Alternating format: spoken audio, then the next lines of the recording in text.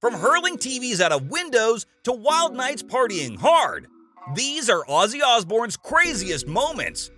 Some rock stars are remembered for their amazing contributions to rock and roll, while others are remembered for being cringeworthy. But where does Ozzy fall on this spectrum? Let's just say he's somewhere in the middle. Ozzy's a heavy metal legend, famous for getting himself into all sorts of trouble. Sometimes he plays harmless pranks, but other times he goes way too far. One time, when Ozzy was chilling at the Four Seasons Hotel with Zakk Wylde, the rockers were bored out of their minds. So what does Ozzy do? In an epic classic rock and roll move, he throws a TV out of a window. There was a dude smoking outside, who was almost crushed by the flying telly. Because of his shenanigans, Ozzy had to cough up a fortune for the damages. He paid for the TV and owed the hotel 40,000 euros for his 3-month stay. Yeesh. Ozzy, couldn't you have just gone to a theme park or something? But here's a fun story about Ozzy and his first wife, Thelma. One day, Thelma went into labor and needed to get to a hospital pronto. Naturally, Thelma turns to Ozzy and begs him to drive her there. But here's the kicker. Ozzy was so hammered, he couldn't even walk a straight line, let alone drive a car. To make matters worse, Ozzy didn't have a driver's license. But bless his heart, Ozzy tries to be a good husband, gives in to Thelma's demands, and gets behind the wheel. He swerves all over the place, going off the rails like a crazy train. But somehow, they manage to make it to the hospital in one piece. Ozzy's antics while boozing don't stop there. One night in San Antonio, Texas, after having a few too many wobbly pops, Ozzy decides to go for a drunken walk. A common occurrence for Ozzy.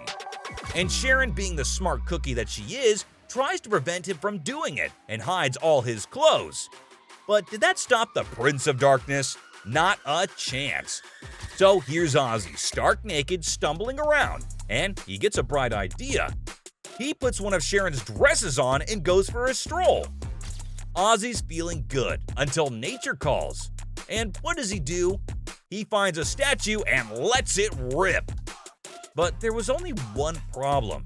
Turns out he was peeing on the city's sacred cenotaph, which just so happens to be right next to the Alamo. Not surprisingly, the cops show up. And needless to say, they weren't too happy with Ozzy. So they swoop in, arrest him on the spot, and he's ultimately given a jaw-dropping 10-year ban from visiting San Antonio. That's classic Ozzy right there. And as Ozzy's fame grew, his antics only got worse. Back in 2002, the Osbournes were at the height of their fame, when they were invited to the White House Correspondents' Dinner by Fox News. Sounds like a swanky affair, right? Well, it was, until Ozzy got involved. The night starts out fine, but things soon take a turn for the wild and crazy.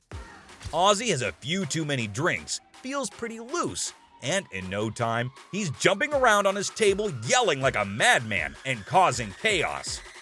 But that's not the worst part.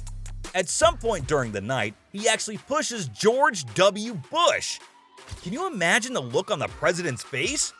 I'll bet he instantly regretted inviting Ozzy to the dinner in the first place. Or maybe George knew what he'd be in for.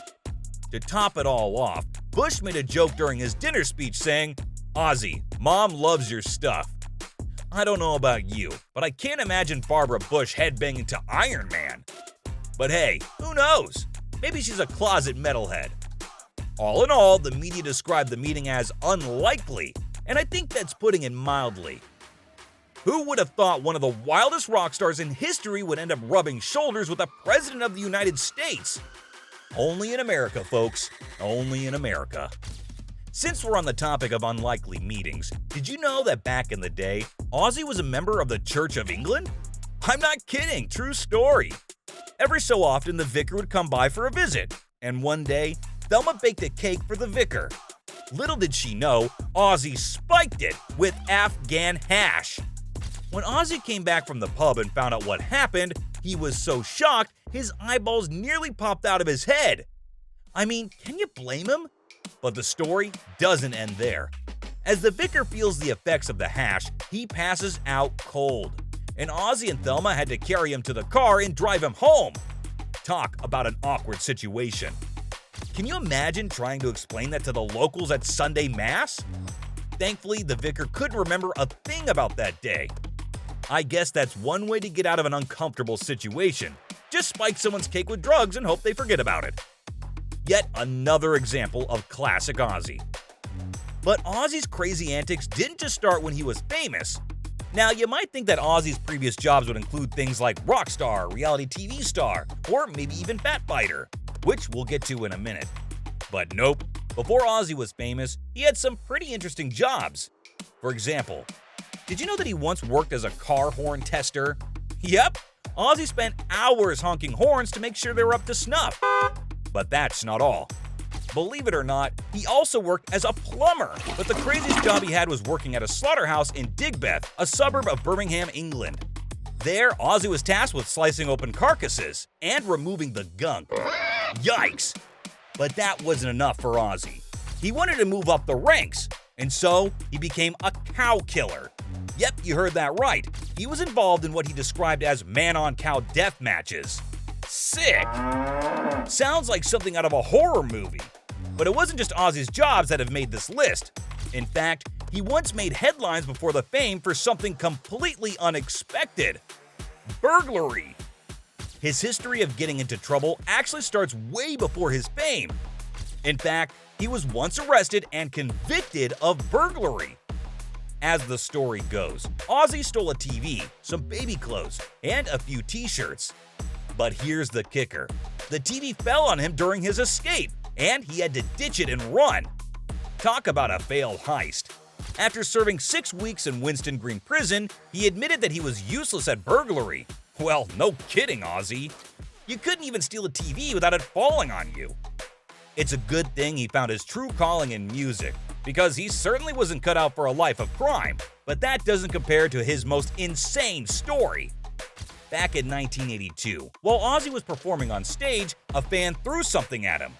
Not one to take things lying down, Ozzy picked up the object and took a massive bite out of it. Sounds pretty wild, right? Well, it gets crazier.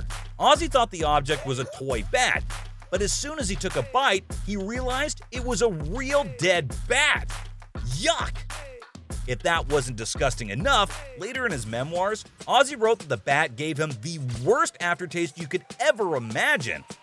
Just to be safe, Ozzy had to get rabies shots. I mean, who knows where that bat had been? And to top it all off, earlier this year, he marked the 37th anniversary of the incident by releasing a plush toy bat, complete with a detachable head. Talk about a sense of humor. So, from hurling TVs out of windows to wild nights partying hard, those were Ozzy Osbourne's craziest moments.